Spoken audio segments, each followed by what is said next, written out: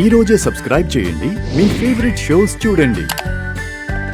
రాచరికాలు పోయి ప్రజలే రాజులైనా ఇప్పటికీ కరువు సీమగానే పిలువబడే రాయలసీమ ప్రాంతంలో కప్పట్రాళ్ల దిబ్బ మా స్వగ్రామం.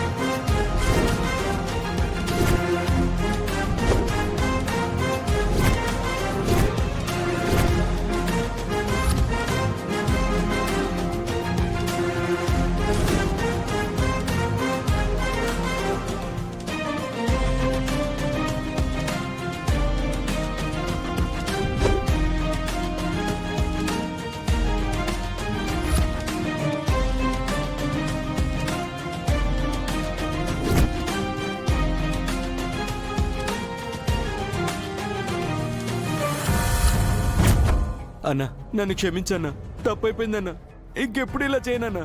రేయ్, ఈ సీమలో కత్తి పట్టిన ప్రతోడు మొగాడు కాదు, పేద ప్రజలకు అండదండలుగా నిలబడ్డవాడే మగాడు. ఆ బసవరెడ్డితో చేతులు కలిపి అబన్ సుబన్ తెలియని ఒక ఫ్యామిలీని సజీవ దహనం చేశావు. నీలాంటి వాణ్ణి నేను క్షమిస్తే ఆ భగవంతుడు కూడా నన్ను క్షమించడు. రేయ్ రేయ్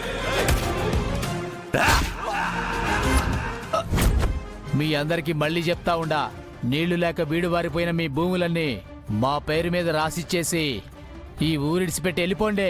మా భూములు మీకెందుకు ఇవ్వాలి? అవి ఆదిశంకర్ రెడ్డి గారు మాకిచ్చారు.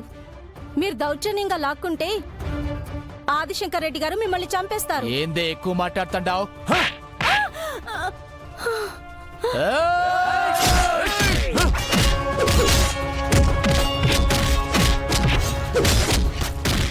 అన్నా గూడెం జనాన్ని అలా మనుషులు కొడతా ఉండారన్నా, అందరూ ఏడుస్తా ఉండారన్నా. ఆదిశంకర్ రెడ్డి అన్నా, ఆదిశంకర్ రెడ్డి అన్నా.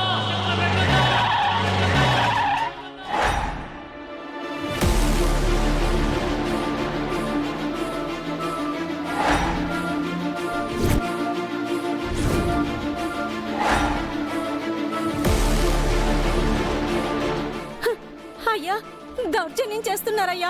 మా భూములు లాక్కుంటామంటున్నారు. మీరు లేరని మమ్మల్ని కొడుతున్నారయ్యా. మీరే కాపాడాలయ్యా. ఏమిరా గంగిరెడ్డి, అమాయకమైన ప్రజల మీద మీ ప్రతాపం? ఇప్పుడు నేను వచ్చాను కదరా, చూపించండి మీ ప్రతాపం ఏంటో.